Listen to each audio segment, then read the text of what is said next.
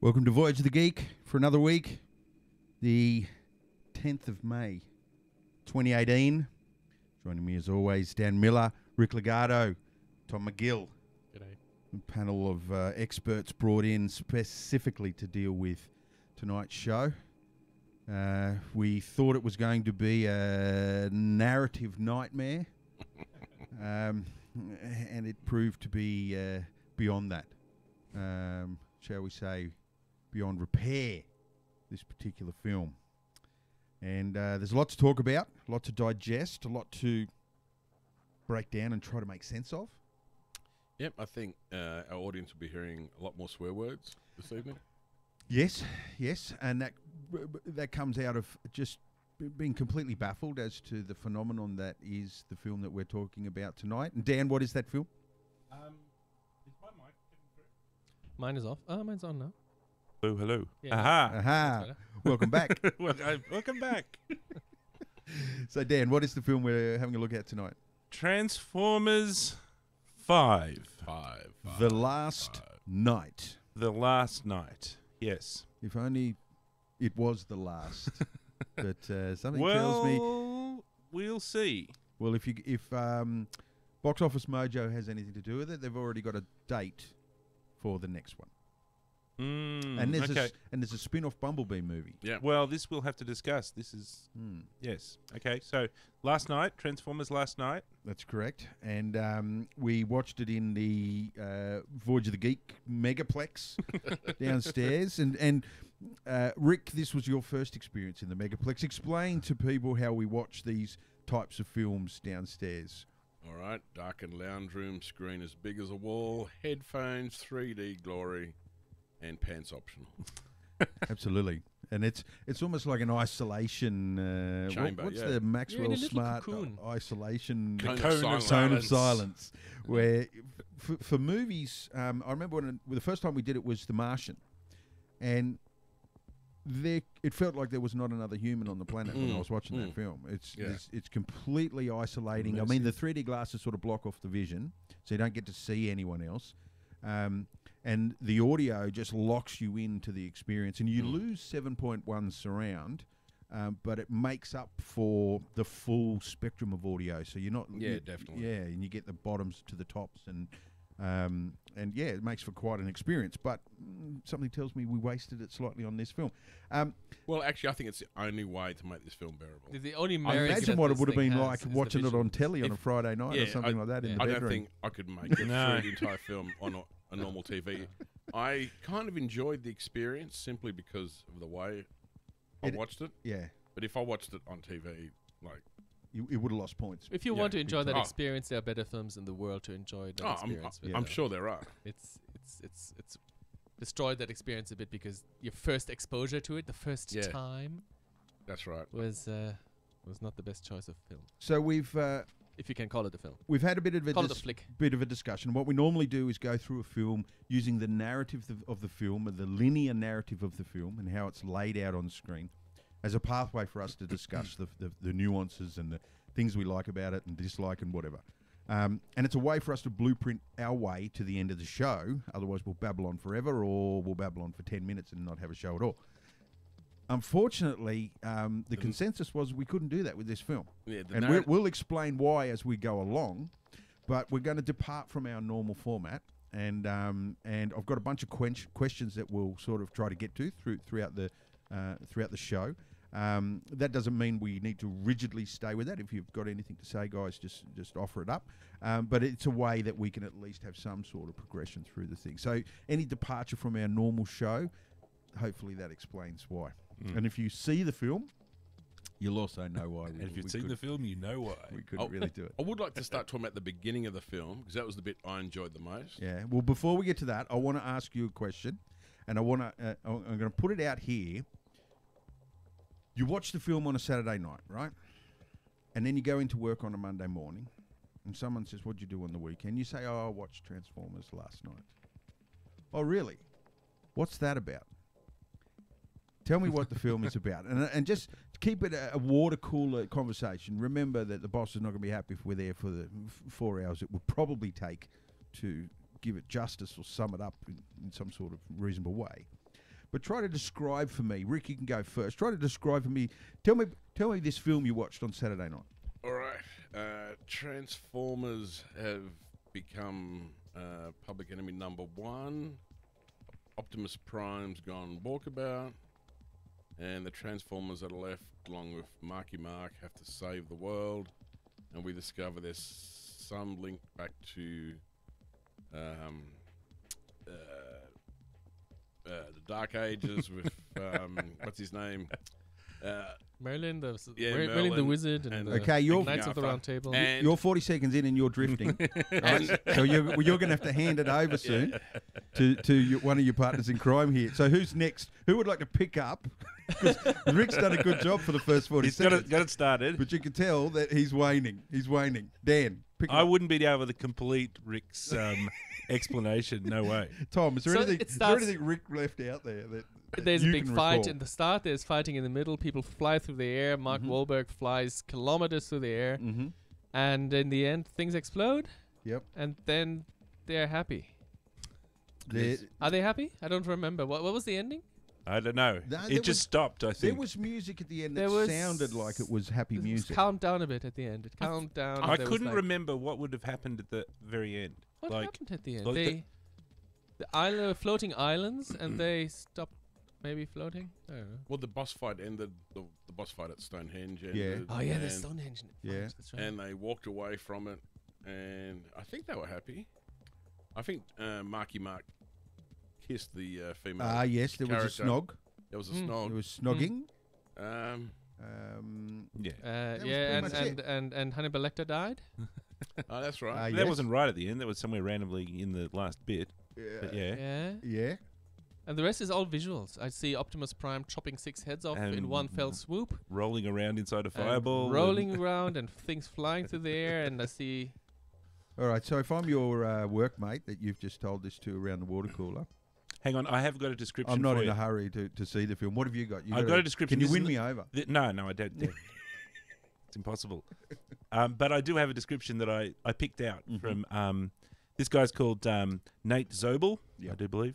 So anyway, he was doing a review, and I just had to pick out this sentence. So he says, Transformers, The Last Night, is exactly what the detractors have railed against from the start. A cacophonous ejaculation of incomprehensible nonsense. Which is what you were trying to say.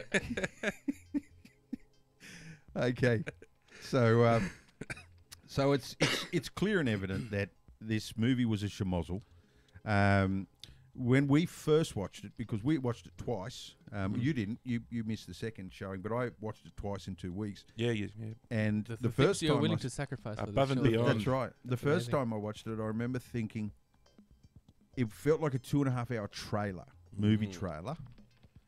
Is how I would probably describe it to somebody that hasn't seen it. It's a 2.5 hour movie trailer, and like all good trailers, really, there's not a lot of plot in a movie trailer. It's just the best bits, you know, Yeah. the explosions and the running and the screaming.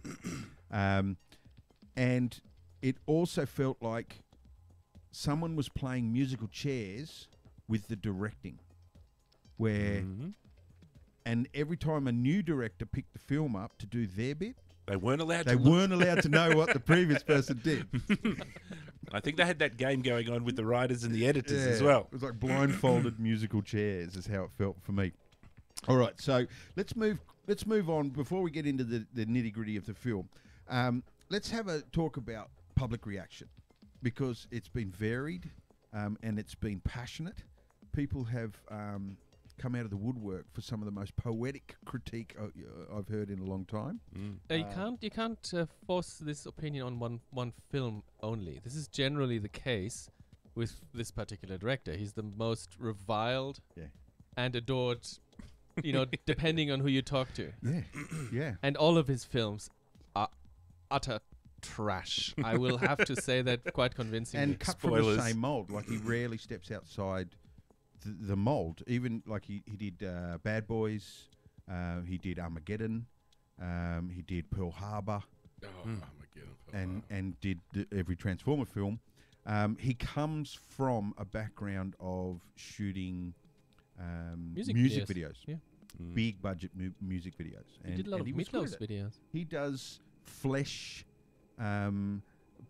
buffed machinery, pimped cars, pretty people. That's what he does. And he's unashamed of it. And he's managed to find the golden goose.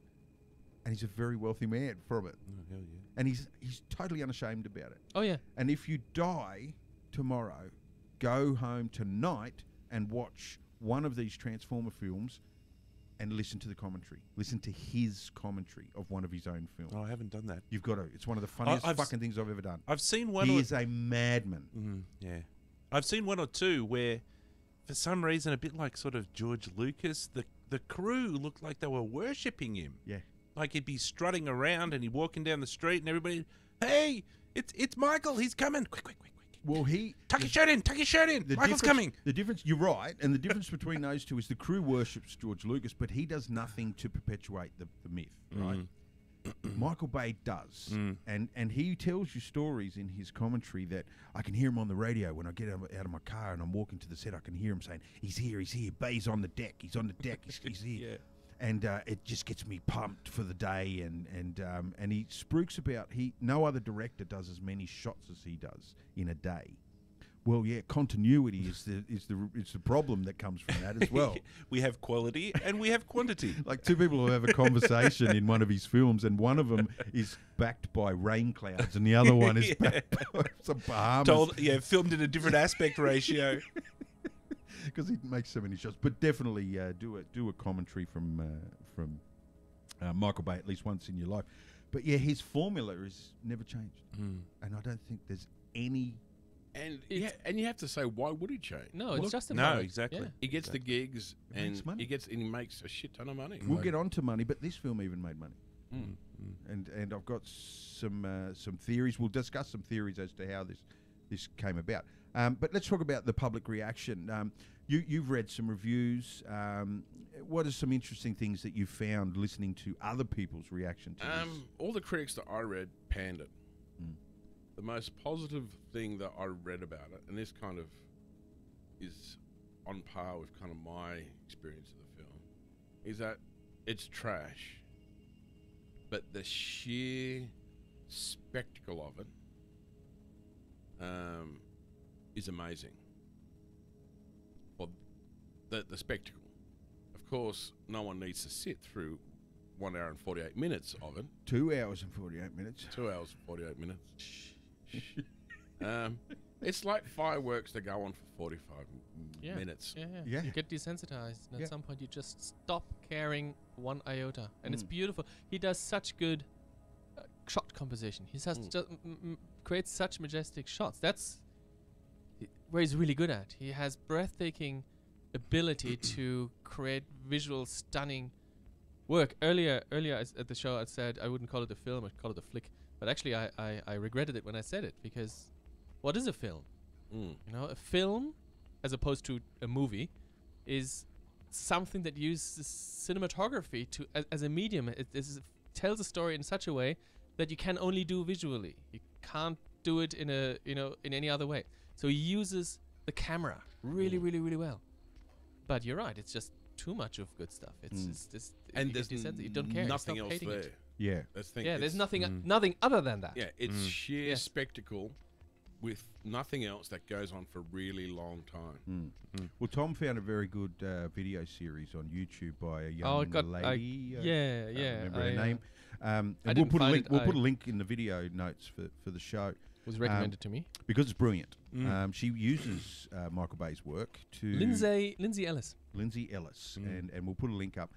She's got a 6-part series, 7-part series. 7 something like that. parts on this particular on Michael Bay specifically on his Transformers films, but she's done other essays as well. She did a long series on the Lord of the Rings as well. And she speaks of film craft or film language, and the language of film is it's a tapestry of all sorts of things. It has nuance. It includes ambience. It includes sound, crescendo. It takes from everywhere, and it is an organic thing that has changed over the years. Film, the films of the 70s are totally different to the films of the 80s and so on, and because we define this thing as we go along. But as we define it, we also establish rules, and those rules are there for a reason, because the audience are a participant in this. They're part of this equation. They're an element in the chemical concoction that is film. And if you don't want to abuse your audience, you have to understand how this film language works. She does a really cool thing where she puts a bunch of text rolling above her head while she's talking to camera. And and I think it's text from a book, a Transformers book, and it's rolling along, and she said, read the text, but also listen to my voice and try to understand what I'm saying, and tell me, can you remember what I just said? And you can't, because you can only take information in at a certain time. And the theory is, of course, that there's no such thing as multitasking. There's just task juggling, and you can't dedicate your brain to more than one thing at a time. You can go there and then here, but you can't do both. And so what happens is everything suffers. So she laid it out in a graph, and I thought it was fantastic, where she laid this graph out and she said, a film that is created well with good film language, it ebbs and flows, and it lifts up and then it rises down, and it bumps and it comes up and down, and a Michael Bay film comes in at 8 and then just maintains it, Plateaus. for the whole movie. And that was evident in this film. For the first 10-15 minutes, it just didn't stop. All of that stuff, that up and down and that stuff, that's for contrast. So you can have a little breather every now and again. Yep. I think there's a rather famous but slightly pretentious, orchestra piece composed by some dude, and it was just silence. Very pretentious, slightly wanky. But the point is, silence is part of the music as well. It's in the French have a word for it. I don't know. It's called sigère, which is it's a timely pause in music used to bring emphasis to contrast. Yeah. I remember a theatre director that trained me early on. He used to call it hiatus. We need a hiatus. Yeah. In animation, we call it a Beats. beat. The animation beats. Right? You hold for a beat. You hold. You wait for a beat. It's critical. You complete an action in a beat. Yeah, in her video, she talks about 2 different types of editing, doesn't she? She says a contrast-based editing, and the other one, I can't remember the word she uses, but basically It's desaturated. it's a or something she desaturated said, where the yeah. blacks and the whites. If we were talking about an image, we'd say the blacks and the whites are really sort of crushed, and it's very level. There's no contrast. Well, there's an editing style of doing that, and unfortunately, that's what Michael Bay suffers from. Now he does it with the image up here, but it's the same, and there's no I think contrast. what she was using is one of the Alfred Hitchcock films. The birds or something. Yeah, The Birds or something or other. Yep. And it was very Oh bland. no, it was Psycho. Psycho, yes. And so they'd have this very bland A, B, A, B. And then she said something about the mother, which brings up the tension, and and the so guy, we cut to a different yeah, angle. and now we have Or this was it crazy angle with a bird in the Yeah, background, and there's all blacks and whites everywhere, and to contrast. yeah, and then the grey. and that gives each of those things meaning. Yeah. So that goes a long way to the schmozzle that is this film, isn't it? Because you cannot, your brain is not given a chance to rest and understand what I've just watched. There's also another thing that might just play into that, is that there is nothing to understand. And I think And there's no that's- depth to the characters. That is what attracts this particular kind of audience that loves this film, is the fact that they can just lean back. I don't have to think about Yeah, anything. yeah. I don't have to do anything. I can be totally passive and just let entertainment stream into my through my eyes for the time being. So the critics say something like, "I didn't understand the character's the character's motivations and stuff, and the story didn't make sense." But the other people who loved it, who are like, watching it 10,000 miles an hour and because it's only so deep, they're like, "Oh yes, I totally got that character. Yeah. Yes, I totally got what was happening there." And the big, the standout fact, the question that comes from that is not why, Who? but how are these same people able to manipulate a keyboard? Yes. Do you know what I mean? Like, Well, look, to be honest, 'Cause and I the don't want to be person- too disparaging, but some of my readings of some of those comments by those people who liked it a lot, they didn't exhibit perfect skills when operating a keyboard. knuckles and elbows will do that. All right. So while we're on Michael Bay, before we leave Michael Bay, can we first of all, we've discussed that he does do some things well. What does Michael Bay bring to cinema? Can you give me one thing that Michael Bay brings to cinema, to the world of cinema? And what does he take away from cinema? What is something that we can charge him with a cinema crime for taking away? But first of all, like, what does he bring to cinema? Well, I've already mentioned the cinematography and the fantastic visuals. I agree with that. Audacious action scenes. Some of the biggest explosions of all time He came. brings, at least to the American audience, a sense of nationalism. That, Yeah. like, Yep. he loves films with helicopters and soldiers, and the Mhm. soldiers are And the always American good guys. flag. Yep. The government is bad, but the soldiers are always good. So that'll appeal And I to think many if you were Americans. in America, there would be a sense, we would be able to say perhaps he brings a sense of patriotism Yeah. to And film. depending on where you stand, that could be a positive or Yeah. a negative. That's right. Depends on which side of that flag Yep. you're waving. But what does he take away? What's his crime? Well, what I also think, straddling those two concepts, what he brings to the good thing that he brings to cinema is that he's a bad example that everybody can reference. Yep. I That's don't But know. he's also a That's good the example. silver lining, He is though. polarizing. He's also a good example that directors should reference. They should copy his films and see what camera moves he's come up with, what compositions he's come up. Could you imagine He just if you does too took much. all the best things that he does and incorporated with somebody that understands contrast and nuance and the value of character and narrative?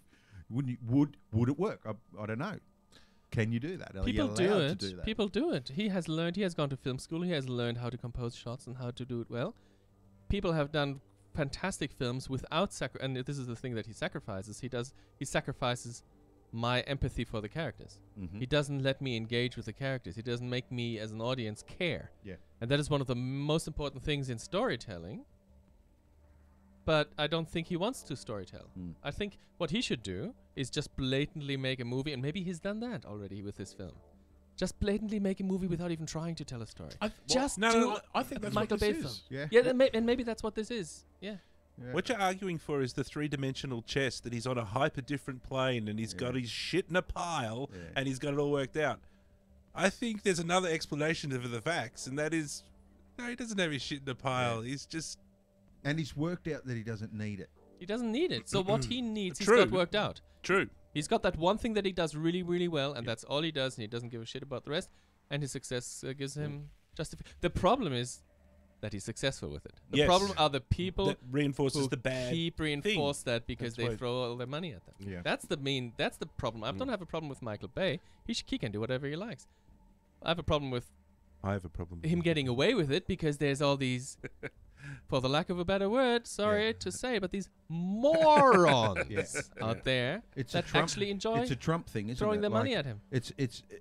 It's easier. It's easy to fob off the idiot, right? But it's the people that are the champions of the idiot Yeah. that really need to pull their head in. And may I quote Peter Travers from Rolling Stone when you're asking him what are his crimes? Yeah. He says, it's not just that he's killing the art of movies. He's killing the joy of movies as well. His cynical, untouched by human hands approach to filmmaking is proof that a sucker is born every minute, and he's here to serve them. Yeah.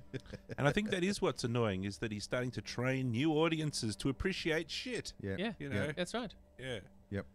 So All right, so let's look at just back on the third dimensional chess. Yeah, Sorry, yeah, just go. just back on the third dimensional chess. I got some stuff here about the writers and the writing, and that's Oh, where good. I'm coming from. Where there are actually writers. They pay writers and writer teams to work on this film. Yes, 2 writers on this, according to this. I've got a bit of a thing, so we'll Yep. talk about them hopefully in a little bit. But so that's why I think, why are they paying writers for? Is that a front? They're just like got, I don't know. It's a I mean, then there is a story. It's just a very thin, shallow premise. I think they pay the writers because a movie like this starts in, for want of a better phrase, a round table with a little bit of Chardonnay, right? And he says, wouldn't it be good if we could take the Transformers to the time of Arthur, right? Yeah. And that person over there says, yeah, but pyramids, and what about submarines? We could go underwater, and what about, and you're left with all of this pinboard of ideas that would sell a lot of merchandise, right? That's why you need writers, because you got to get from the opening credits to the closing credits somehow.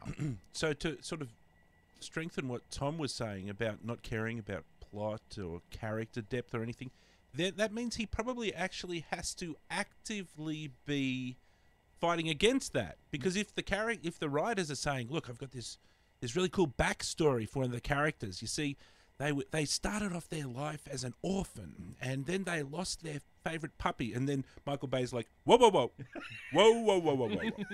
You lost me. Yeah, you lost me. Boring. Yeah. He says that. What do He the says- lunch boxes look There's like? a quote that I saw where he says, "No, we're not filming this. This is too boring. Who wants to see that? This is not visually interesting. Why would you throw money at this?" Yeah. Another quote that he gave to with the Mother Jones website interview. You look at the box office return. This is about him, how he's reviled and hated by other directors, rightfully so. If you look at the box office returns, break it down, and you see that 120 million people went to see Transformers 3. So 500 critics are not going to take the fun out of it for me. I make movies for people. I make movies for audiences to enjoy. A few sour apples are not going to spoil my fun. There's so many more Yep. people who enjoy it than Yep. people who rip it. Yep. And there's enough people who just And I think you For all the money. probably tapped on the key. He wants to have fun. that's Him- all. Yeah. He's having fun. Well, let's talk about box office, right? It cost them 217 million to make this thing. I have a theory. And we'll touch on this a little bit more later on.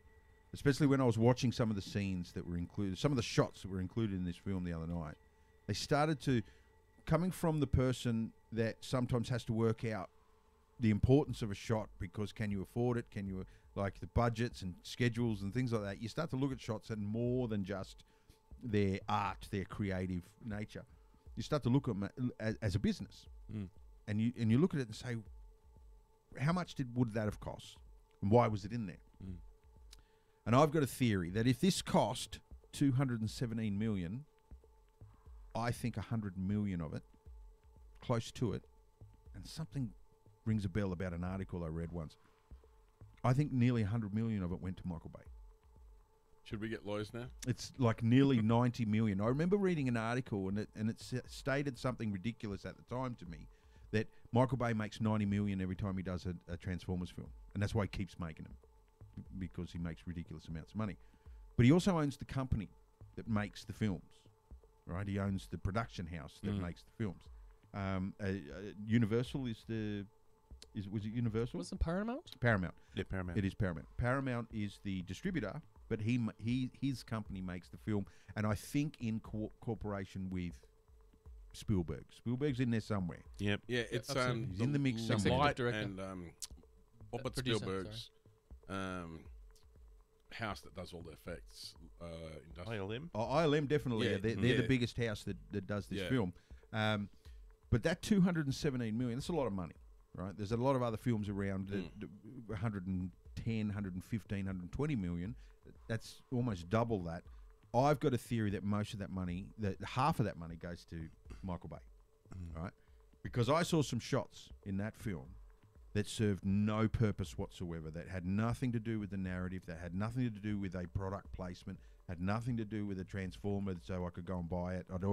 We'd already established who that character was and what they did. And it was just shoved in there. And there was a lot of those shots. So it was at least half a dozen to a dozen of these shots that I looked at and I thought, fuck me. But if he's putting shots into the film and he's making money somehow off shots, because the distribution and there'll be money coming from distribution, there'll be money coming from investment. He's further incentivized to pad it out. Exactly. If he's potentially making profit off shots, then a 2-hour, 45-minute film, he's probably made a massive chunk of that money went to him. But that's a theory. I digress. Now, have a look at the two figures here. We've got domestic, 130 million. Let me swap our video over here so that fans can follow us at home with the stats here. 130 local, 475 domestic. Now, what we can do here... Hang on, 475 foreign. I can look here and show you what markets are spending that money. China, $228 million of the domestic 400. Over half the foreign market came from one country. Yes. China. China, what are you doing? Now, when you used to watch foreign films dubbed into English, what type of films did you used to watch more than... Did you watch dramas and comedies? No, you watch crazy action films. Yeah. Yeah? Because you that's can't universal. read... That works universal. The humor doesn't work everywhere in the But world. you can't true, read yeah. and watch at the same time. You know what I mean? Like, so you lean towards action films. But And action and horror and that's why you make horror films. That's why like the most films that I've worked on as a visual effects artist have been horror films, because those are the films that get made here in the ACT, and that's because those are the films that you can create cheaply and get a quick audience for. The audience is happy to receive a mediocre product. They're used to that. Yep. And you can sell it to all over the world because that's the language everyone understands. You can't send a comedy all over the world. You don't know what you're going to get out of your Well, the drama. timing changes and and humor changes from culture to culture. So action is There might be Universal. another thing. It's universal. There might be another thing with China is that if anything is lost in translation, doesn't matter. Yeah, Doesn't fucking absolutely. matter. Absolutely. And even the audience might be slightly forgiving, is that the Chinese audience are watching it and they're trying to read the stuff on the bottom, or maybe it's dubbed and it doesn't quite make any sense to them, and they're saying, well, it's probably because of the translation. It's probably a really good movie.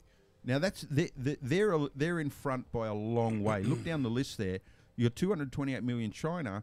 Everyone else is in the under 10 million. You know, just in the double figures, low double figures. No one else comes even close. Right? You got South Korea there at 19 million. United Kingdom 12 million. But no one is close to. where's the US of A? Oh, this is foreign. This is only foreign. Yes, sorry. Domestic is still only that same 130 million. 130 million. That is Well, 10 times more than any other country. Yeah. And it's half the budget. Yeah. Makes you wonder whether maybe some of that 217 million might have come from Chinese investment. I don't know. Do we have the marketing budget? No.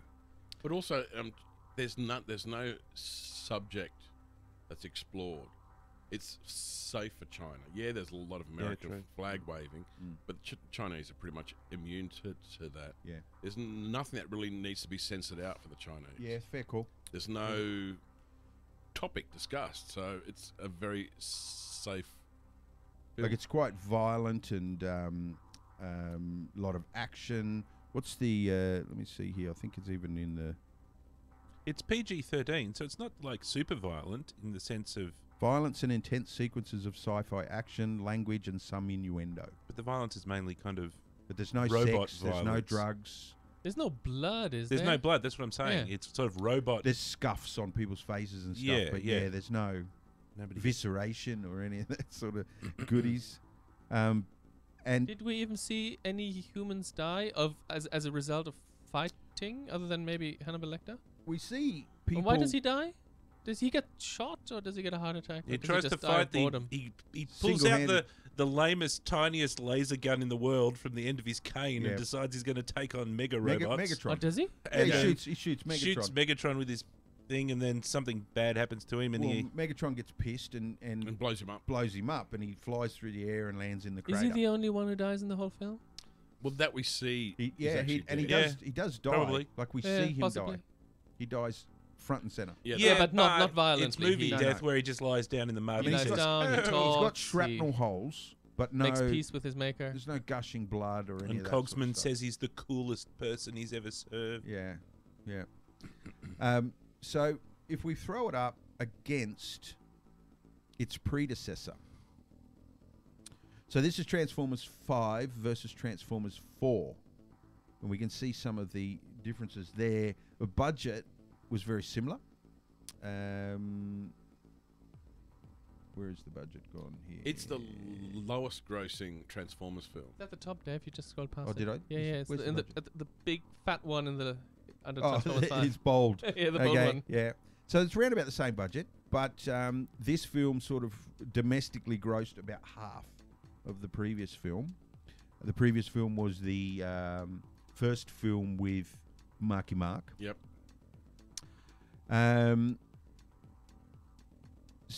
Round about the same length, not too much different. And what was its international worldwide gross? 1 billion. In fact, it's one of only 23 films. There's only 23 films. So Transformers 4 is 1 I billion. read this Yeah. the other day in an article. There's only 23 films. I think it was an IMDb article. There's only 23 films that have broken the billion. And Transformers has 2 of them Yeah. in that list. I will tell you, Michael Bay is going to get studied by film historians in 100 years to come. Yeah. No. He will be pulled you're out as a thing worthy of studying. Yep. For the same reason that Donald Trump is going to be studied as an Yep. American president in 100 years' time. There's infamy involved. Well, it's kind of like I don't know. It's the critical mass of the dumbass. Yeah. Look at this figure. This figure here is the interesting one. Foreign percentage of worldwide gross. 78%, 77%. So these films make most of their money in an international market. Is Transformers 4 also Chinese successful? That's amazing. Probably, hey. The market. This one here. It's Yeah. got so similar How well numbers. did the Chinese like Transformers 4. 4? Very good call. Transformers 4. Oh, only 320 million. That's That's even insane. more, yeah. That's one Wow. third. That's 1/3 of its overall earnings came from one country. So most of it. So more what? What percentage of foreign profits is China generally? Well, I think it's there, isn't it? Yeah, 28%. it's generally with other films. I mean, they have a huge population. 37 so of total. obviously, you have a huge population, you bring in a lot of money. That's obvious. 37% of. Oh no, that's Czech Republic. Hang on, where's China? 20 28.8. No. Percentage of total? I'm not sure what that is then. Yeah, No, that can't be. because yeah. Croatia can't be higher than China. But it was 1.1 billion worldwide, and 320 million is China. So it's a third of the world market, Mm. which means it's way more It's than a third of the world population. The local, yeah, it makes sense. Mm. Different distribution house. This, how would you say that, Tom? Voyage. Well, yeah. That's what I would say, but I'm not. I don't know. Everybody ask else, me. everybody else is Universal. Paramount. Paramount. I had a look. Transformers 5 is Paramount. PPI. That's Paramount Pictures International is PPI, I believe. Yep. So the different distribution over in China. Paramount's missing out on some big bucks there. Oh, they fixed that for Transformers 5. Yeah. Yeah. Have a look. Oh, was it really? Yeah, I was surprised when I glanced over. Yes. Paramount distribution. They went, we're missing out on. Fucking hell. bucks They there." would have made some big. That's 228 million. Most of that is box office. Like most of that's coming to the distribution house. That's outstanding. Mm. All right. So the last one we'll just have a look at here is how it compares to all the other Transformers films. And of course, it's last if we don't include the 1986 Transformers movie, which is a cartoon one. Yep. Which is the best of the lot. Which I believe so. Yeah, yeah, it's a classic. And you could add the money in for that, and it wouldn't make any difference to the total at all. It's got That it's film, the original ones and the TV series make me want to buy the toys. Yeah. These new films don't, because I cannot imagine playing with a toy that has 100,000 cogwheels on it. Mm-hmm. Yeah. Mm-hmm. This Soundwave, the original Soundwave, was like a Walkman with the tape. Yeah, I tape. remember that. The tape would eject, and it was a bird. Type Yeah, thing. yeah. And Megatron was a rifle. He was A like pistol, a a hand hand pistol, yeah. pistol with a long. And Bumblebee, was a VW. right? Michael Bay's like, "Fuck Gentle that." Base. We don't like the Germans, VW. We'll have American muscle car, right up until they have Ferraris and Lamborghinis and Mercedes. yeah. And I think they had even the didn't old they have little- a Citroen in this one. Well, Yeah, they it did. turned into a bloody Lamborghini, didn't it? did They too. couldn't even leave that alone. Yeah, they did too. That's right. So yeah, you can see there. I mean, it's a downhill. I believe that the trend is going to go south from this point It forward. has been going. In terms of, I don't know if you ever looked up graphics. Hmm. I only know the hearsay and anecdotal graphics from people who have seen all 5 of them. I've seen 3. I saw the first, I saw the second, and then I gave up. And then you forced me to watch this fifth thing. But from what I hear from everybody else who's liked Transformers and started, stopped watching at some point, Mhm. it's really downhill in an inverse numbering of the films. Yeah, Mhm. yeah. Number 1 is better than number 2, which is better than 3, which Yeah. is 4 is worse, and 5 is Almost like with I think with quality, yes, you're absolutely right. But with box office, I think they did some extra marketing to bring one slightly above the. I think the Revenge of the Fallen, which was the third. I got a feeling it was maybe second. It sort of jumped in front of. Like, there's the list there anyway in the rankings, in the money rankings. So the first film is third. The second film is first, and then this is the third film, and then Age of Extinction is the fourth film, and it's in fourth position. And I think these positions are going to stay from this point forward. Notice over here we've got Bumblebee film due in 2018. Yep. I don't know how that's going to go because they haven't. As far as I'm aware, they haven't shot anything. Well, that's December, this year. I don't think. I think that's optimistic. And then Transformers 7. So obviously 7? they're counting the original film. Oh, no, they'd be counting Bumblebee, I assume. Oh, they might be counting Bumblebee. Yeah. Well, I got a bit of information on that. Yeah, on which, the new one or Bumblebee? All of that type of stuff, actually. Yep. If you go onto IMDb and look up Transformers, you'll find that there is actually a Transformers page for 7 and 8. Oh, really? But there's no Transformers page for 6. Which this one must be. Because I've never seen Transformers 5 written anywhere. It's always Transformers The Last Night. Yeah. They don't put a number on it. Well, look, I've got a bit of a story that I want to see if I can sort of start to put together here. But basically, Transformers 6 doesn't exist anymore because I think that became Bumblebee the movie. Yep. The incredibly named Bumblebee the movie. Yeah. Okay. Lots of 6-year-old girls want to go and at the birthday party and take their friends to see that film. I'll be very surprised. So, all right. So, I've got a bit of stuff here. So, I'll start with the original movies, the 2, 3, and 4. Now, they were written by this guy called Aaron Kruger, and so I just want to follow that timeline just a little bit. Mm-hmm. And I found an article because I went and started because I was thinking about the story and the writing, and I was like, who writes this stuff and what's going on and how did that all come together? So I went and looked up, and Aaron Kruger, if you can maybe jump onto IMDb, Yep. and start fossicking around, you can find Aaron Kruger as the writer for some of the original stuff. If you're at home, you look it up as well. Yeah, open a new tab and open it up. So, I found an interview with him, and this was from 2000 and let me just check. Yeah, 2014. So they're talking about him and his writing and how he works and everything. So there was some interesting stuff about how the stories kind of come together. I'm just trying to find it here.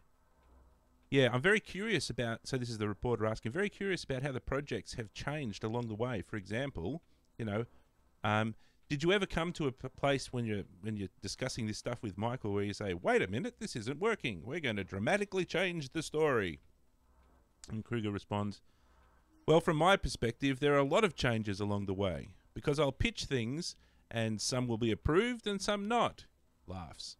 "My original pitch for Revenge of the Fallen was totally different from the 100% different from the story that ended up." Anyway, then he goes on to talk about how these things kind of change and those type of things. Another thing that I just want to point out while I'm on this article is that he was talking to the guy about Hasbro. So he says, "I'm also very curious about the relationship with Hasbro. Obviously, Transformers is a hugely successful toy line. There are any sort of interaction, with Hasbro, what's the deal there?" And so Kruger responds, "We very much tell them what we're interested in doing. We certainly ask their advice. They have years of experience with these characters, so we might describe a new character and what they'd think about it.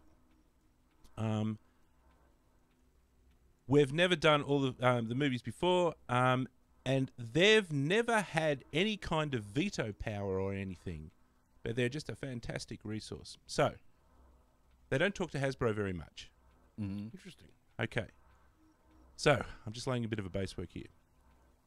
The next thing that I've got in my little sort of timeline is that so those are all of the movies with Kruger. Then at the end they ask, "Kruger, are you going to be writing the next one?" And he says, "Who knows? It's a crazy world. Who knows what could happen?" In 2015, 1 year later, all these articles pop up about this thing called the Transformers Writers' Room. And this is some amazing development where Paramount have this crazy idea where they're going to get all of the writers in a room, and multiple articles tell it like this amazing concept of getting all of the writers together for 2 weeks in a room, and they're going to write this, explain the stories and stuff. So anyway, that's what they do. And Kruger's not writing the thing anymore. And then they come up with Transformers 5. And that's what comes out of their amazing writing experience. If you have a look at the writers that are involved in that, you can see on Transformers 6 and 7, those two writers are Markham, Holloway, and Ken Nolan. Those are the writers planned for 7 and 8. Mm. But 7 and 8 have basically now been scrapped. Oh, have they? All right, so this is where I'm getting to. And I'll just sort of read you out the final bit of the story. Is that because the great experiment didn't work? Well, you tell me. The original writer is gone. Then the guys that write the last movie that we've just discussed here, well, you can see what happened with that. And then it looks like they had the plans for 6, 7, and 8. Mm. 7 and 8 have just disappeared off the face of the earth. And 6 looks like it's turned into the Bumblebee movie. Yep. And there is a new writer and a new director for that. And Bumblebee is not going to be directed by Michael Bay. And Bumblebee is not going to be directed by Michael Bay. And it's being considered a spin-off. There's even talk of the word reboot. Oh, really? Yes. Wow. Maybe that's a film worth seeing then. Because I think there's a quote. Michael Bay, he's basically said this will be the last Transformers film he will direct for the moment. He is open to doing more films in the future if he gets a good story.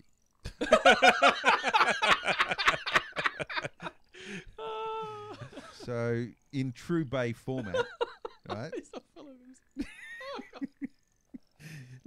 He doesn't leave the door open. He leaves the concierge there. This fucking trail of M&Ms. All right, I want to conclude my little bit here with this, which is where all of this ended up. All of these articles pointing around, discussing about what's happened to 7 and 8. Yeah. And the two writers are on 7 or 8. They're like, gone. Yep. And what's happened to 6?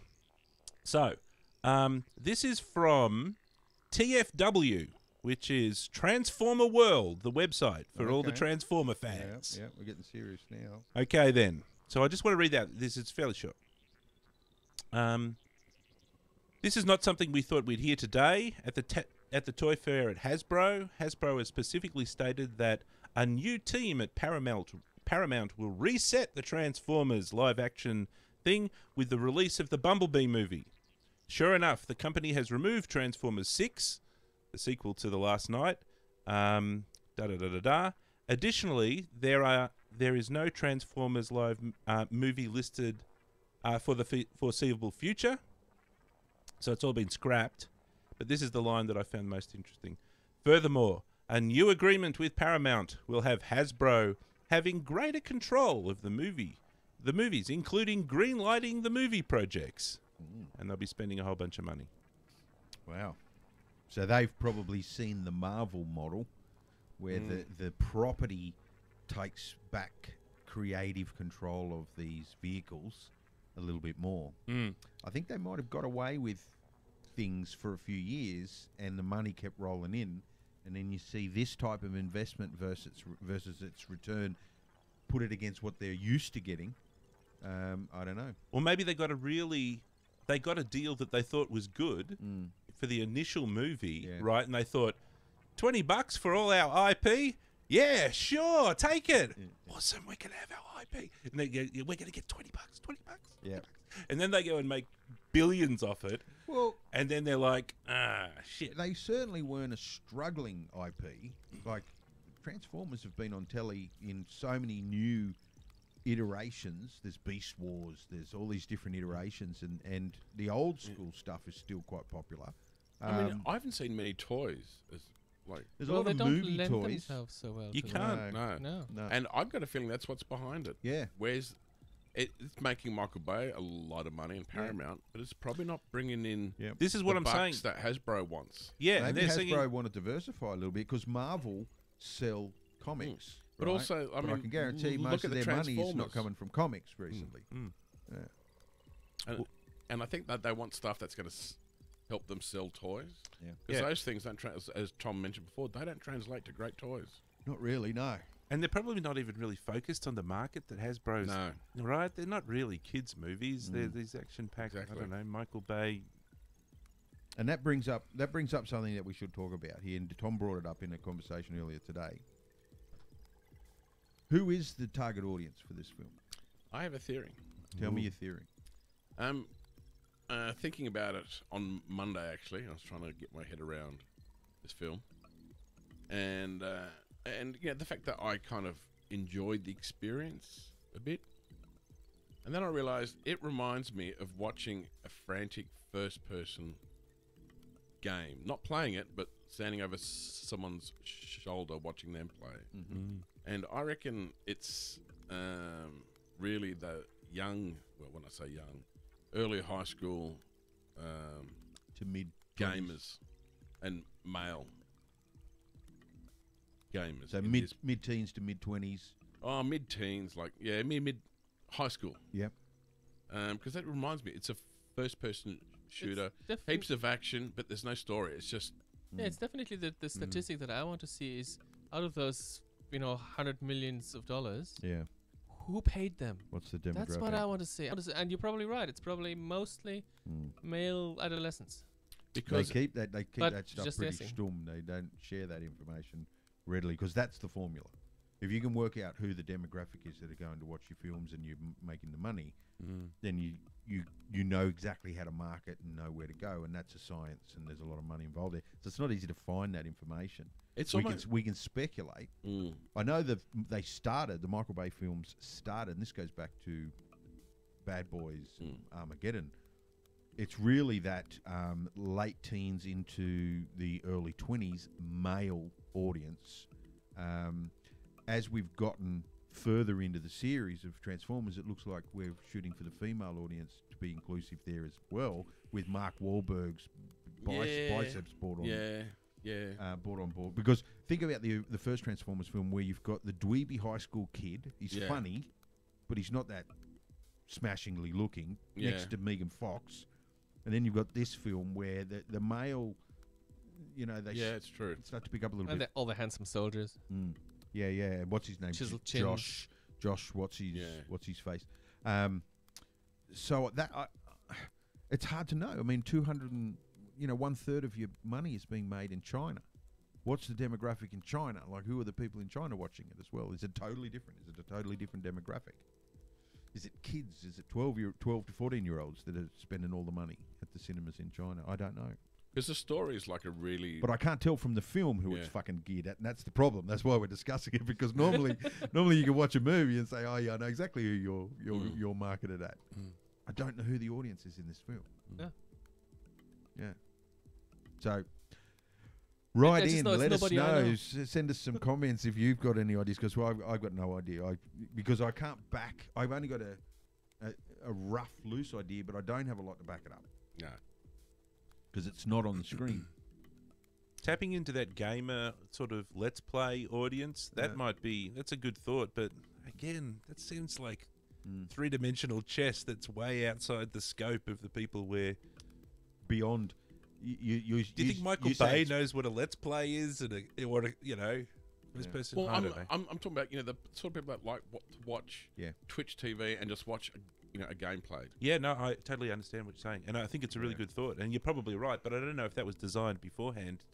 It might pick up that audience. Yeah, I think it picks up that audience. I mean, I've the more we talk about it, I'm just thinking this is Michael Bay having fun, and What's Michael Bay making money too? and making money out while he's having fun. Yeah.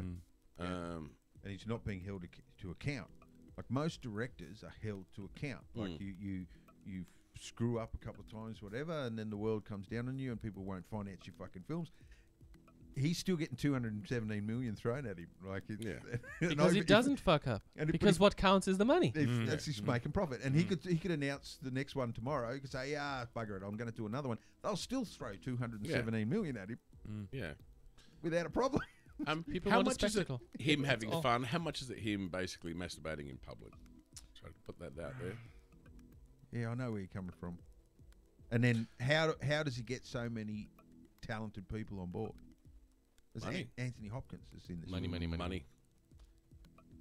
It's got to be, hasn't it? And also, I mean, and let's face it, for Anthony Hopkins, he probably puts more thought into his breakfast than what he had to do into that role.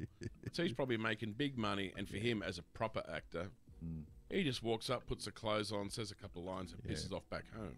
I'll tell you this much: I've got to see Anthony Hopkins. Anthony Hopkins played the bad guy in the second Red film. You know, the Red. Oh yeah. Yeah, he was the a British scientist that came up with a real bad chemical sort of weapon and was stuck in an institute for 30 years or something like that. And in that film, he played bumbling pommy guy. Well, in this film, he played bumbling pommy guy, and I need to see him in a Silence of the Lambs type film again to know that he's still got it. Because I haven't seen him in too much where we give him great accolade, but is he still there? You know what I mean? Is he like Sam Neill? You know, we gave him high credit, and then he sort of shifted into these real paycheck type movies. He played a mild little role in Westworld. He played an important role in Westworld, but he's not in many shots. But that's true. It's worth seeing. That's him all I there. needed. Yeah, you're right. I've seen those scenes where he's interviewing the girl. Yeah. And he's very powerful. Those scenes are very powerful. You're right. Yeah, He he's has not still much got it. but he's an important part. Yeah. So he's not afraid to make the big paycheck from time to time. The big fella. All right, let's lay it on the line here, guys. I want from each of you. I want one. I was going to say two, but let's just go one. Give me one thing you liked about the film. We'll go around the table, and then give me one thing you didn't like about the film. And I don't mind if it's the most disliked thing or the most liked thing. It's up to you whether it's a passionate thing or just something you can recall. Dan, what did you like about this film? There's got to be something in 2 hours and 45 That you minutes. didn't have to see it a second time. I liked Industrial Light and Magic. This is like asking Superman, "What do you like about Earth?" He goes, flies off. Yeah, yeah. What in the world could that be? So you like the visual effects execution? The visual effects execution, yeah, that sounds fair. Considering the green screen work that was in this film, there was probably about 3 shots that I saw were poorly executed, but everything else was pretty outstanding. ILM, Yeah. As usual, this is what we say pretty much every time. They usually knock it out of the park. Yep. Which He must have a massive team when he has a film go through ILM. Like, he's got to have a big crew working. ILM has to have a massive crew working on these films. That is exactly my problem. We all know how incredibly expensive visual effects work is, and every single shot Yep. is polished and superb, and with a load of polygons in there. Yep. And animation. Yep. And rendering. So they're so incredibly expensive to make, which is why I can't understand that it's making the kind of money that it's bringing in, that's making it worthwhile, because visual effects houses usually have a hard time making money back. Yeah. They have a hard time breaking even with shots, and a lot of them go under. It still boggles me as to how ILM make money. Hmm? I don't know how ILM make money, because they do, like, you know, the Avengers, the first Avengers film, where a lot of the final battle took place in downtown New York. They had a crew of people for 3.5 months, 3D scanning and photogrammetry scanning New York from halfway up buildings, and then there's a really cool render. You've seen that render with the photospheres that are all, and then they recreate. Holy crap. Yeah, Was it really 3.5 months though? It was, yeah. You could do it in 3.5 weeks. It was a couple of guys, 3.5. Well, most of it was they had to use cherry pickers and cranes and stuff to get where they needed to do the photospheres and to do the photogrammetry. But man, they go so far into the process. They do not skimp at all, and yet they've stayed afloat for a very long time. Of course, it helps that Disney own them now, and Disney seem to just print money now. How's the year that Disney have had? You know, we'll talk about that in another show. But man, fuck, Black Panther comes out of nowhere, blows $1 billion away. The Avengers, first weekend, 680 million or 630 million, one weekend. Wow. It's only 3 weeks old. It's 1.2 billion already. It's only 3 weeks into the theatre. It's going to be there for another 9 weeks. It'll probably break $2 billion. Yeah, I'd watch it again. It's crazy. I haven't seen it yet. It's crazy. Yeah, it's good. want to watch a nice film that you'll It's worth enjoy, that seeing. you won't regret? Yeah, go see that. In contrast to what we're talking about tonight, it shouldn't work for a lot of the reasons why this thing doesn't work, but it does, because it's well written, it's well conceived, it's well thought out, and the characters we give a fuck about. Anyone volunteering to babysit Olive? Yeah, Dan will do that for you. Yeah, you can look after a little girl for an evening. Show her a movie. Trying to find one of these shots of, while I do, what was your favourite thing from the film? For me, it was watching the medieval quasi-fantasy. The opening sequence. The opening early sequence. I really enjoyed that. That looked like, in my mind, one of the Warhammer tabletop games I've played come alive. And They'd spared no expense, didn't No. they? It looked great. And I wish they didn't speak about it later on in the film, because that totally killed it, because they had King Arthur fighting the Anglo-Saxon hordes. Yep. Besides the fact the Anglo-Saxons didn't really turn up for a few hundred years more, and that King Arthur was probably a Saxon chieftain.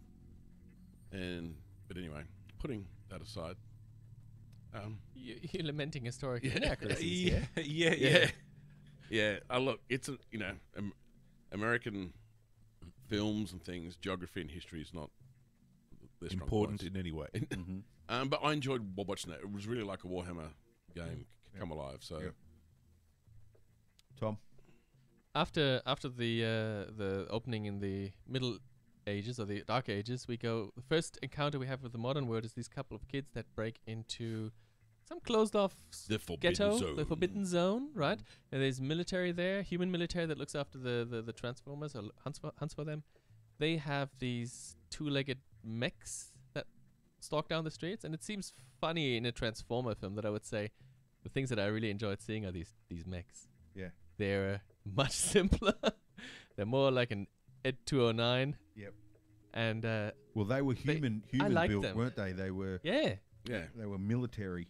I always have an affinity for two-legged mechs that walk down streets with big guns on the side. Mm. Yeah, I like that sequence. I like that character. What was his name? The Transformer character that had the rocks all over the top of him. This turtle shell guy. Yeah. Canopy. Canopy. It was Canopy. I can't believe I remembered that. Yeah, it was a good feat of memory there. No one's gonna argue with you here. So rather than we've already poo-pooed it quite a bit, so I won't get you to name the thing you hated about the film the most.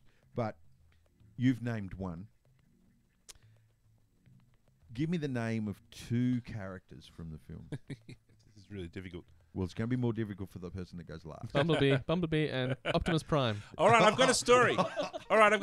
Right? I was down the pub with one of my mates the other day, yesterday, day before, something like that. And I was talking about this movie with him because we were just talking about movies and things in general. And I said, you know, how forgettable it was. Yep. And I swear, this is an absolutely true story. And it's, it's so forgettable. It's completely forgettable. And then he says in response, because he wants to rebut me, he says, no, it wasn't forgettable.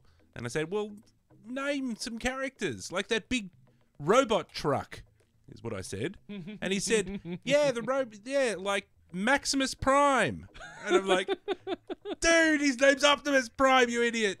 He's like, okay, I accept your point. I cannot even remember the main character's name. So, yeah. So you got anyone? Cogsman. I bags Cogsman. Cogsman, yes. Cogsman, who was voiced by the butler from Downton Abbey, Just Cause. That's a Michael Bay Just Cause. That's a Chardonnay round table fucking thing where somebody says, oh, it'd be cool if, you know, because they get into Downton Abbey. It'd be cool if our butler had the and how same come voice. Lucasfilm didn't sue them for stealing C-3PO? C-3PO. And R2D2. Yeah. Oh, yeah. That blue other robot. Squeaks. Just 100,000 times uglier. That was Squeaks, the Bitzer. Yeah. And they even admit that Cogsman's C-3PO in the movie. Yep. Yeah. Movie. Well, I think if Lucas was still in charge, They'd sue. they'd sue. Yep. But while Disney are getting paid a big chunk of that 217 million because they own ILM,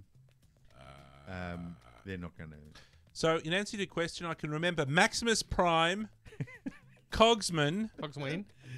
Bumblebee. Right. Maybe we shouldn't even say it. You can't remember Transformers. You got to remember human characters. Yeah. I cannot remember any of their other names. I can tell you the Mark Wahlberg character is Cade. You've Yeager. got IMDb open in front of you. Oh, no, I did. I wasn't looking. Here, I shall minimise. Cade Yeager. What was the girl's name? Vivian. That Vivian? was the Pommy girl. Are you sure? Yep. The little girl. Oh, no, the young big girl. The English professor who dresses very oddly for a... Michael Bay's typical bikini girl. Bit of... Yes, Vivian Wembley. Okay, well done. A bit of What was the young, exploitation. the young chick who was the hero in that world, and suddenly tagged along with everybody for some reason and didn't really do anything, but absolutely. was just hanging around. Yeah. She was the mechanic. She was What was her name? Georgina. No. Maria. She was with Alonso. She was with a Z. Right? Z. She was. Oh, is it Natalie? No, yeah. Zola? Is it? It wasn't Natalie with a Z. No. It's something like Simon. Natalie. No, it was Isabella with a Z. Fuck. I threw out the clue. Hey, did like you? a forward to the brain. What about you, Tom? You have to remember one. Oh, I threw everything in there just then when I was all scrambled for chips scraps. Who was Anthony Hopkins' I actually character? rem- He was a sir. Wasn't He was he? Whittaker Whitman. Was he Whitwicky? No, he wasn't a Whittaker. He was a. What was his name? He was in the order of Whittakins or something. Okay. I think hang on. His real name, Sir Edmund Burton. Yeah, no idea. I wouldn't Yep. guess that. But then I don't even remember names that I actually read. Like I read the name of that alien chick that flew her planet to Earth, the big female queen. What's her name? I don't know. Does it I start with- read it, but I don't remember it. Yeah, it's Genesis. Her name is. And I'm only trying to remember pictures of letters that I might have seen. Yeah. She's It's like, not ask even- me what shirt color I wore yesterday. Oh. She's not even listed in the first section of credits. No, she should be in the second, the voice one. divided up into Quintessa. Quintessa. There you go. Um, Genesis was my wait. guess, and it had lots of S's and E's in there. Had letters of the alphabet. Did you watch the film? Well, now the army guy has been in at least. Well, he's been in almost every film, hasn't he? Oh, I don't know. I don't know. Oh, I you're don't talking know. about underwear guy who Yeah, gets yeah. pissed on by Bumblebee, Who's the husband in real life? who of, is actually a very good actor by the name of. Josh Duhamel, No, this is not the one I'm talking about. I'm talking the about army guy. Which army guy? This guy here, Josh Dunham, Duhamel. You're talking about somebody different. Who are you talking about? Stanley Tucci. Is that what I'm talking Yeah, about? Oh, Stan. Yeah. Yeah. Yeah. Like, I knew what type of movie I was about to see in the first 3 minutes of the film when he's riding up that pathway and stops the horse and has a big swig of the wine, of the grog, and almost looks at camera and says, "I'm sozzled." To himself. Like, he says that to Yeah. himself. Yeah. Because that's what drunks do. Yeah. Yeah. I mean, you were saying that was the one of the good scenes in there, and I know Well, where not you're that- coming. no, not that moment. specifically. Yeah, no, no. But and I know what you're saying. You know, they have the knights and the things, and there's fireballs, and you know, there's shiny thing, and then they chuck in this Yep. the sozzled. Yeah. And that not only do they chuck in a sozzled wizard, they make it Merlin, who's Yeah. like Yep. not a sozzled wizard. He's supposed to be wise and intelligent. Yep. And Michael Bay's, whoa, let's make him a drunk. Yep. Wisdom is Because they're part of the British, they're wizard thing, funny. isn't it? Yeah, well, it's the Michael Bay Transformers humour, Yeah. and it's tired, Mm. and it doesn't. Stanley, what's his name? Is it Stanley Tucci? Stanley Tucci, the guy you were talking about. He's great. He's a great actor, but when you mix it with the Michael Bay comedy, Mm. it just gets tired, really, and there's no credibility, and you get no. In the previous film, he was the main bad guy in the previous film, human bad guy, and he owned this big corporation and this sort of stuff. But he was the same character. He was pretty much the same bumbling idiot character. This is why I was talking about when the writers get into this writing room, the Paramount, this 2-week writing workshop, and Steven Spielberg even turns up, and they're all super excited. And then, you know, they write the script, and then there's a team of like 5 guys writing this script, and they come up with drunk, sozzled Merlin. Who's, Yep. Well, I mean, Who like, promises to give up. was it them or did some suit tell them they had to have that or had to change it? I to can't that? understand. You've got 5 writers and they're coming up with ideas. Let's imagine that they're coming up with bad ideas and then they just go through. That's kind of a little bit unbelievable because Yeah. they're not idiots, one would expect. Let's imagine that they come up with really fantastic ideas, but somehow they don't make it past. Yeah. In which case, that still doesn't make sense because why do you have these writers Yeah. and then their scripts are then... Well, that's my experience working in games. You come up with the goods, and then someone who used to be Barbara Streisand's hairdresser go, no. Daddy owns the company. And they do stuff, and you It's and one the of the other writers reasons- who are highly reasons trained I are went into looking at him education. going, is this person for real? Yeah. And there's nothing that you can do It's very Surrounded common. by yes men. while very you common. watch this troglodyte Yep. with lots of power, Mm. who's earning 4 times what you are, Yep. turn something good into an unbelievable piece of shit, and there's nothing that you can do. You just look at it. I think it affects And you- almost 90% of all film Mm. and 90% of all sort of, budgeted game Mm. is heavily affected by that formula. And it's only the 10%, like the Spielbergs, like the Lucases, like this guy, that pretty much, well, this guy's lost it. He's just cashing checks at the moment. But those people that come up with something, have complete creative control, and then they just line up to throw money at it, right? That's the 10%. The rest of it is all about that. Let me Yeah. give you another quick quote from Stephen DeKnight, who's one of the guys who was in this room, in this Paramount hyper hot room of super ideas. Yeah. What do they say? Like, if you get 100 monkeys in a room and as long as infinity is involved, they'll write the creative works of Shakespeare. Yes, but these guys don't have infinity. Yes, there's an equal chance they'll write shit as well. So they're talking about some stuff. I think it remains to be seen. I think the biggest thing, something goes down when you're dealing with a franchise that is so global and makes so much money, is actually this is what he thinks is really important, is actually taking a moment to really think things out. Because of a lot of the times, you go into production, you don't have a finished script. Or your script is still being worked on. And it's a very difficult way to work, and that's why we're so grateful that we have this room full of 5 dudes and we're going to sit down and work things out. But it's an interesting, because he says here later down in the quote that in the previous things, Bay was working before the script was finished.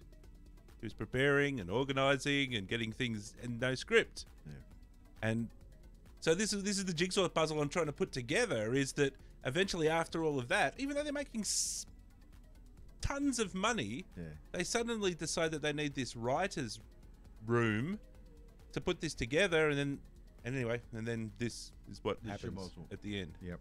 So. And the irony is, the crap idea, you then have to write it. They tell you that's what they want in there, or more of in there. Yeah. And then as some sort of ironic curse, you then have to make that happen. Yeah. And quite often you feel like if they were a writer, if they were willing to take the credit as a writer for the project, they would do it. But they know that they can't do that. Yeah. Because you can't be a producer or executive producer and writer. You know what I mean? Like, it's frowned upon. You have to have this separation of writers have to be separate from these other people. And that's quite often they get someone in that literally just puts the words that they say on the page so that they can have a writing credit that's not them. What was it? 7 writers wrote Gladiator. They went through 7 writers to write Gladiator. And often it's just they honestly in their head they think they're good and their ideas are good, and that they are bestowing upon you, saying that's going to work, and they're sort of, it's almost like, here, little writer, I'll give you a bit of my genius, go make it so, and you kind of wander off, swearing in every language that you can think of. Yeah. Afterwards, and kind of, okay, well, I've got to pay the rent. And it makes you wonder the list of product placement and investment that goes in, and therefore have to get some kind of product placement. What did we think about the film's product placement? Was it in your face? There's a lot of it. The biggest product placement that a lot of people don't realise in these films is the US military. Yeah. He gets front and centre access to the US military.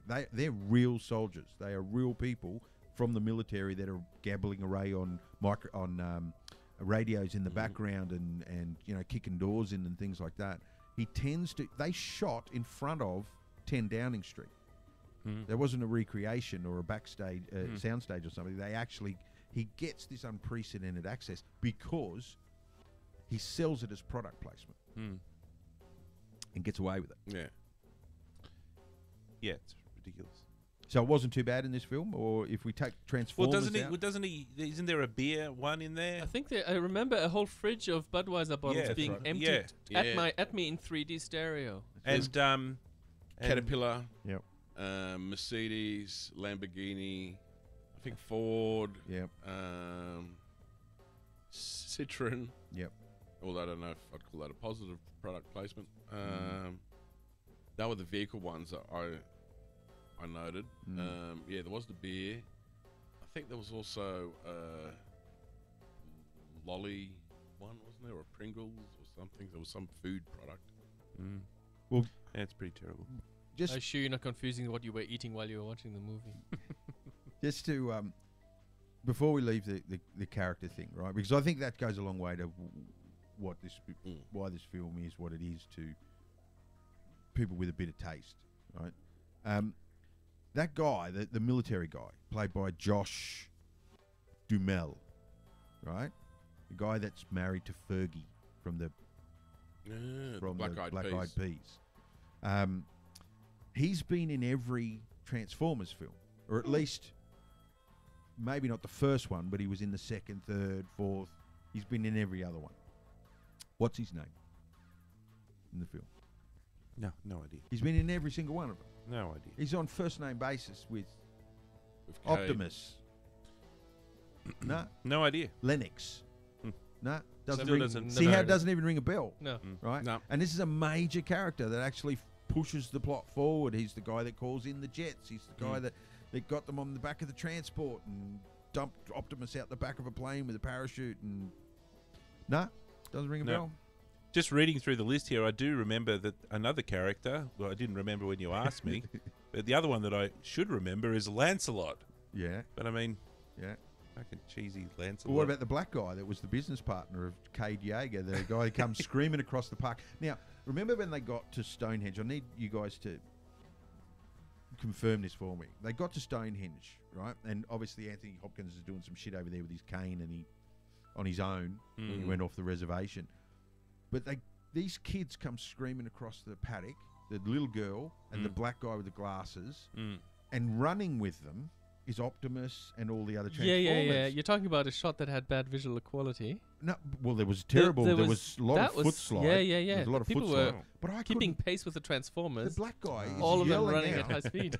He's yelling out to Cade, who's standing with the military there. He's saying, "I brought Optimus like you told me to," and none of that happened. Like there was no phone call, there was no radio. Didn't you say I found Optimus? But the previous shot, I didn't even Cade know. was with Optimus. Yes, that's right. Yes. Yeah. Where did they come from?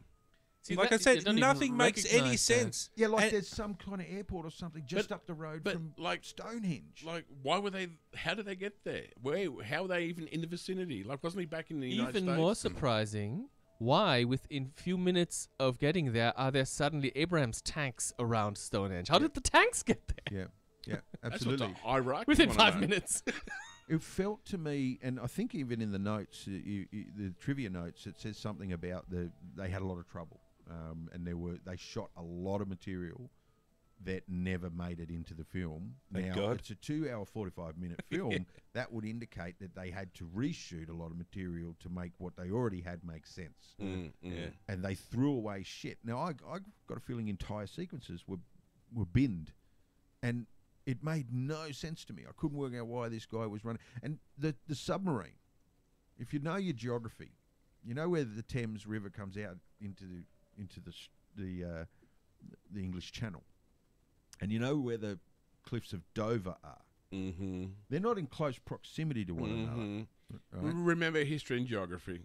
There was a shot where the submarine was literally coming out from the cliffs of Dover, having the previous shot been in the River Thames. Yeah. If you look on a map, I think the cliffs of Dover are further south. Oh yeah. They're across from Calais, right? Yeah. So where we've got the cliffs of Dover on the right of screen, submarines coming out from the cliffs of Dover out into the channel. They would have had to come out, go down south, do a U-ey, and then come back up the coast, and then start to head out away from the cliffs in order to make that shot work. Yes. Nothing doesn't makes any matter. sense, No, and no. Michael Bay doesn't care. No, I don't care. I mean, you've got if I want to, We're going around in circles here, guys. if I want to be picky, Yes.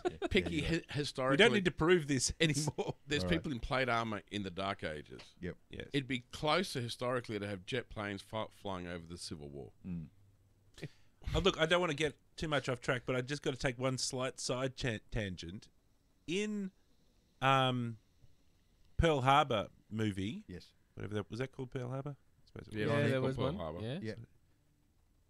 Michael Bay has the Japanese shooting up the hospital because the hero chicks are in the hospital. Uh-huh. Doesn't fucking care that the Japanese blew the shit out of everything except the hospital. They didn't attack the fucking hospital. And I don't know. I find that slightly Insulting. disturbing and insulting. It's a little bit insulting. You know, At least they didn't attack the damn hospital, but Michael Bay, yeah, let's have him shoot the shit out of the hospital because one of our hero chicks is in the hospital. So anyway. Yeah. Actually, there was a bit of controversy in England over Transformers 5 while they were making it. Because, you know, the World War II scene when Bumblebee's G.I. Joe, Oh, yeah. Yep. that was filmed, the building in the background that's got the big Nazi Nemesis flags on or it, something, that yeah. was Churchill House. Yeah. Was it really? And there was a huge stink about how inappropriate and to have big Well, yeah. swastikas think so? draped down over Churchill House. And there was a lot of people petitioning that, like, no, piss that shit off. The equivalent would be having ISIS flags draped all over Ronnie Reagan's Miami Beach house or something. Yeah, no, that's not right. All right, guys. The last thing we'll talk about before we give us a final grading on this thing, although I think I know where we're going with it. IMAX. This thing was shot, first film ever shot in 3D IMAX with two IMAX Arri Alexa IMAX 3D cameras. What did we think of the presentation of the 3D? We got to watch it in 3D. Did you like that side of things? Yeah, for absolutely. sure. A couple of times there was some little bits of fluff or dust. I found it amazing. And it startled me. Like, I swear it was like right in front of my face. Lots of gratuitous shots that were designed for 3D. Things coming at you and swords going our way. I think it was spoiled. I think the 3D was spoiled slightly by the fact that he didn't plan anything when it came to, like, when you look at Avatar,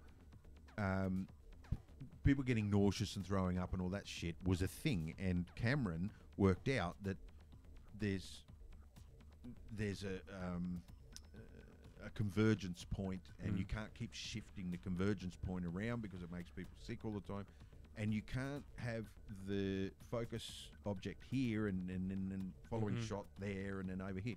Well, Michael Bay threw all that shit out the window, and I'm surprised more people. I think it's only because the technology is a little bit better. So it was spoiled a little bit with that. The sad thing is that I don't think we'll ever see another IMAX 3D film ever again. I just How think come? I've followed 3D for a long time, and technology goes this way. It's very similar to surround sound. When surround sound first came out, it was put together by the Japanese and the Germans, and when you put the technology of the Japanese, the DSP soundfield chip, the processing, and then the audio know-how of the Germans, right?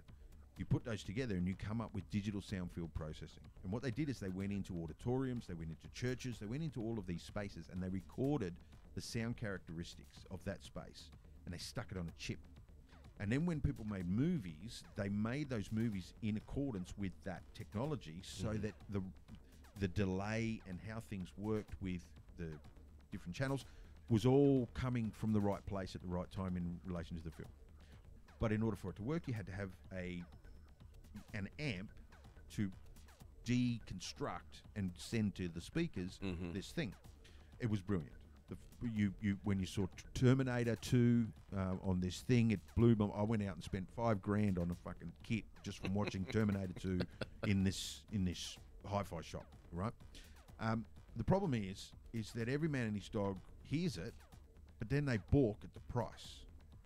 So they start releasing pseudo versions of it, cheap fucking backyard versions of it, and that's what happened with 3D. We started to see passive 3D. We started to see 3D on TVs that were not meant, they don't have the megahertz, they don't have the refresh rate, they don't have the contrast, the color quality, all that sort of stuff. And so every man and his dog goes out. There was a big rush to get 3D after Avatar. They all buy 3D tellies, they buy 3D glasses and all this shit. But it's all the cheap stuff. And the problem is that it's not the same experience. Right? It's not this enveloping, visceral fucking experience. The other thing happening from behind the scenes was that technology was allowing us to transfer 2D film to 3D. And we got really good at that. When we first started, we were shit at it. But we became really good at stereoscopically converting film from 3D to 2D. And so there was less emphasis for you to expensively go out with 2 cameras and shoot stereoscopically in the field. You would just shoot it 2D, high res, bring it back, and it was all done in post. And that's where the industry has gone now. So if you see 3D films from now on, there's a site you can check out which lists all of the 3D shot films versus the fake ones. And the list used to be this big for fake and that big for shot with 3D. And then over about a 5 or 6 year period, this number came down and the other one went up. And so now anything you see, if it's not a 3D film like a Pixar film or a Disney film, which is very easy to just re-render a second camera, if it's a real live action one, you'll get 1 or 2 films a year. Used to be dozens. So unfortunately, we're not going to see 3D films. We'll have virtual before we have 3D back in town, and we definitely won't see an IMAX film again. That alone is enough for this to be in your collection, because this is a 3D IMAX stereoscopically shot film. Long-winded but true. You're trying to justify that you're rating it a to buy because you bought it. I might burn it. Sometimes you got to buy it to burn it. That's right. Let's all witness the city burning. That shot there, actually, I wanted to quickly just bring focus to this. That's one of the shots that I was talking about. That I'm convinced that there's other shots like this in the film that serve no purpose whatsoever, that have nothing to do with the narrative. This whole bad guys in a bubble thing and this fucking thing running around the edge of it, and he even stops. I think he even breaks the wall and talks to camera. At some point, there's some weird moment there, and that whole thing was, to me, it just reeked of somebody making money off the visual effects, because that's not cheap. Getting what you see there is not cheap. That is a very expensive shot to create. You got real life, photographic, digital, interactivity, some kind of image warping thing, frozen reflections. Well, this is not even frozen. It's sort of moving slow-mo. Yeah, it's pretty expensive. Anyway. All right, gentlemen. I feel that we can't talk about this anymore. That we shouldn't talk about this anymore. There's really, there's some things that we could cover, but I think... What we should have had here today is a person who actually loved the film. How do you find one of those? No, they must be out there. There's the bloody... where are they? One theory that Would you let one of them into your house? Well, one theory I'll put forward is, what do you think about this? Is there such a thing as franchise buy-in, where you've invested in a franchise, and even though it starts to tank it a little bit, you've already made the investment, so you continue to invest? There is the fanboy, fan person extremes where they're hypercritical or they're over forgiving. I think the Transformer fanatics will just be creaming their pants over the fact there's so many Transformers. Yeah. Look, I'm seeing millions of Transformers doing crazy shit. Yep. I'm happy. Yep. Yeah, exactly. Well, I put that theory forward because I might fall into that category where I invest in a franchise. I buy the movies, right? And I get on board. And when I buy movies, I'll watch them a few times. So I'll invest time and effort and money. You pay for Michael Bay's cocaine. I will tend to, absolutely. I will tend to continue to invest even though the public has abandoned them and critics are all over it. Star Wars is another example. I went to the cinema and was disappointed with Last Jedi, but I still bought the DVD. Sometimes you're a bit hopeful that things are going to change and you're going to get that return to that initial high that you got the very first time. And you also might be, a bit stuck because you're in for a penny, in for a pound, so I might as well see this through. Yeah. It's also a completionist. You want the full set thing. Yeah. The full set thing. My gauge is always rewatchability. I never buy a film on DVD if I've already seen it, unless it's rewatchable. Okay. That's my main thing. If I see a film, I say, It's was a beautiful spectacle, visually stunning, but I don't ever want to see it again. Then why would I buy the DVD? Yeah. I sometimes buy DVDs of films I've never seen before because I they're won't there do for that. $5 or $6. I thought, finally I can see this film, and it turns out to be a turd. So I have DVDs of films that I've seen once and never want to watch them again. But the rewatchability is my criteria to decide whether this is a film that I enjoy. Because I love watching films over and over again. If I like them, I'll watch them once a year. Yeah. I do have some films. I mean, I do have quite a sizable amount of films in my collection that are part of a collection. Yeah. Where one of the higher priorities is to have the collection, but I still would want to watch them again. I wouldn't want to collect something that I didn't want to watch. Yeah, yeah, yeah. And I mean, I would. There are reasons to watch this again in 5 years, right? If only to remind myself of $217 million film, 3D, IMAX, blah blah blah. Yeah, A shortened version, perhaps. Yeah, yeah.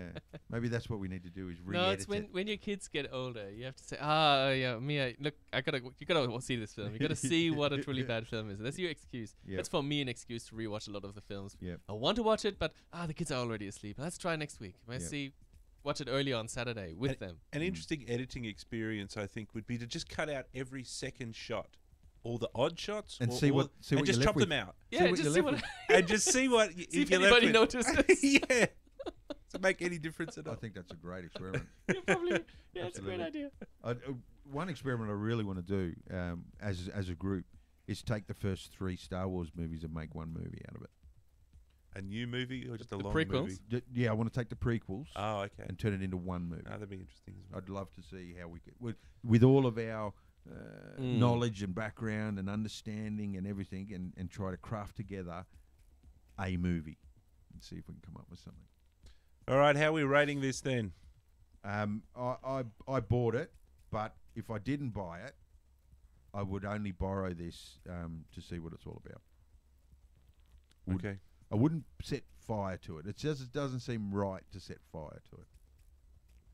Okay. I disagree. So Tom wants to burn it. It has no need for it to exist. I mean, look, as I said, as a Michael Bay film, as a visual spectacle, but bloody 5? Yeah, yeah. Yeah, yeah. choose one of the Transformers, put that in the let's keep it for Yeah. the posterity, Put that in the time and then capsule. throw all the other ones, just throw them away. Yeah, you might be onto something there. Yep. Yep. I'd watch it as long as I didn't have to pay for it. Uh-huh. Go over to a friend's house, such as I did. So borrow it. Well, is that called borrow? I think so. Yeah, That's yeah. the cheap borrowing. It's you'll Borrow without touching. you'll borrow without touching. That's it. And I'm Bernard. you're going to burn it as well. And I may even burn your copy. Oh, that's the harshest we've ever had. That's very harsh. That's yeah. Gotta go on a crusade to eradicate it. I don't want it, and I don't want anyone to want it. Go back in time and prevent it from ever happening. All right, gentlemen. Any ideas on what we might have a look at coming up? Or give me a flavour. What do you think we should have a look at in the next couple of shows? So I now that thought we've seen this, what we haven't done in a while is actually watch a really good film. But as today demonstrates, if we're all on the same page, we're going around in circles. and there's not a lot to talk about when we are. We all on the need same. films that are a bit polarizing. So, yeah, we've got films on the list. Not many of them are good ones. A lot of them are old ones. We have discussed. Brotherhood of the Wolf is one we've discussed. Well- Oh, no, the one we're discussing the other day, Barbarella. Barbarella. Barbarella. It's interesting. Barbarella, watched by males in the Have era of Me Too. Have you seen it?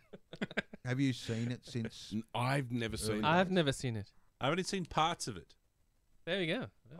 I've seen it. Yeah, it's interesting. It's an interesting film. It's more like a stage play on screen. No spoilers then. Yeah. I wouldn't mind watching, because I haven't watched one in a very long time, one of those Italian sword and sandal epics. Oh yeah. Oh, yeah. Hercules. Yeah, Hercules or Yeah. something like that. Yeah. You know, one of those. I got a whole bunch of them in the list. One of my all-time favourite films is the Hercules Returns, the Australian film. Yes, yeah. I love that film, where 3 people buy an old cinema, and it's falling apart and whatever, and they do it back up, and on their opening night, they invite a whole bunch of people, and one of the people they invite is the guy that owns the Megaplex chain of cinemas that doesn't want them to succeed, and somehow they swap the film for one that's in Italian, and it has no English. So what they decide to do is overdub the film live from up in the booth with microphones and coconuts, and Okay. and it's fucking hilarious. It's got you know the Effie what's from her name Acropolis Now, Gina. Oh no, I forget her name. But and Bruce Spence. Yeah, Bruce Spence. Bruce Spence. So there's 3 quite funny people, actors, and they revoice over. And Hercules is very camp, and he rides up and he watch my nipples because these are all muscle guys. Oh, yeah. But yeah, that sandals and sandals genre is very funny. We should do one of those voiceovers. All right, gentlemen, we'll have a think about it, and we'll probably come back with something not in this vein for the next show. Sounds good. All right. Anything exciting to announce? Catch us on YouTube. Yep. Leave some comments. Catch us on Twitter. Catch us on Facebook. Voyage of the Geek, Voyage of the Geek, Voyage of the Geek. Yep. There you go. Beautiful. Okay, until next time, it's bye for me. Uru. Auf Wiedersehen. Ciao.